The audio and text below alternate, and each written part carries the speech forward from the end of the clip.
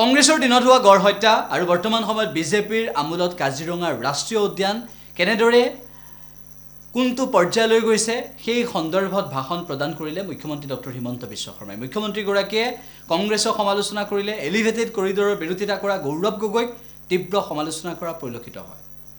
শ্ৰদ্ধা ৰাইজ, মোৰ ভাষা নাই। মই যেতিয়া মুখ্যমন্ত্ৰী হৈছিলো মই কল্পনা কৰা নাছিলো যে কেতিয়াবা ব্ৰহ্মপুত্ৰৰ ওপৰত এখনতকৈ এখন দলং নিৰ্মাণ হ'ব। মই কল্পনা কৰা নাছিলো যে অসমৰ প্ৰতিখন জিলাতে মেডিকেল কলেজ হ'ব। মই কল্পনা কৰা নাছিলো যে অসমৰ প্ৰতিখন জিলাতে বিশ্ববিদ্যালয় হ'ব।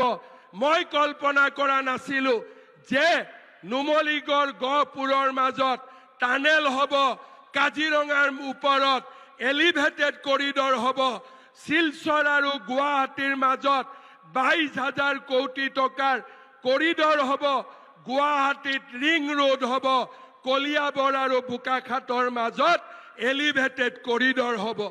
মা কামাখ্যা, মহাপুৰুষ শ্ৰীমন্ত শংকৰদেৱ আৰু অসমীয়া ৰাইজৰ আশীৰ্বাদত আজি আমি অসমখনক এক নতুন দিগন্তলৈ লৈ গৈছো।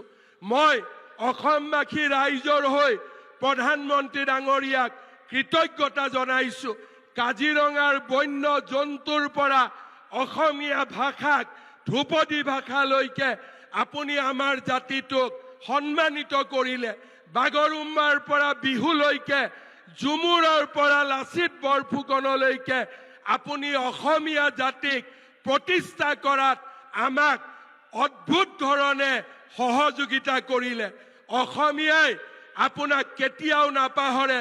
2026 চনৰ নিৰ্বাচনত বিজেপিৰ চৰকাৰ গঠন কৰি আমি মোদী ডাঙৰীয়াক আকৌ এবাৰ আমাৰ সন্মান যাচিম।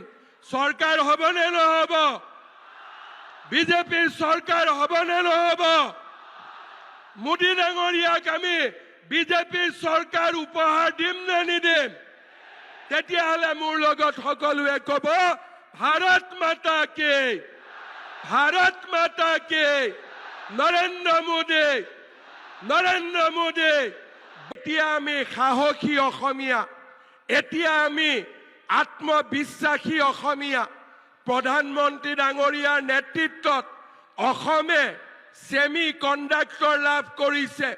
অসমে বাঁহৰ পৰা তেল উৎপাদন কৰিবলৈ শিকিছে আৰু অসমীয়াই আটাইতকৈ ভাৰতৰ ডাঙৰ সাৰ কাৰখানা অসমত প্ৰতিষ্ঠা কৰিবলৈ সাহস কৰিছে।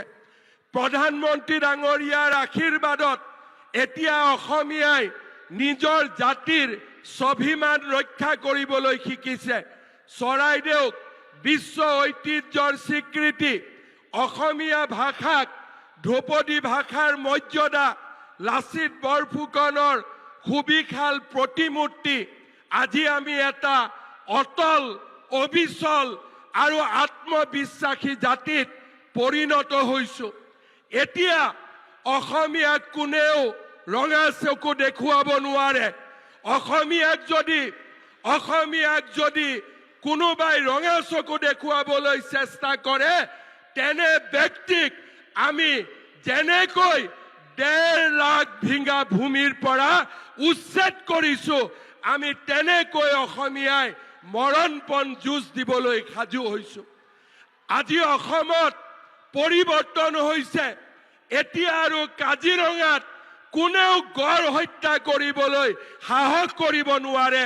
আজি মোদী ডাঙৰীয়াৰ নেতৃত্বত আজি অসমীয়াই আত্মবিশ্বাসী হৈছে।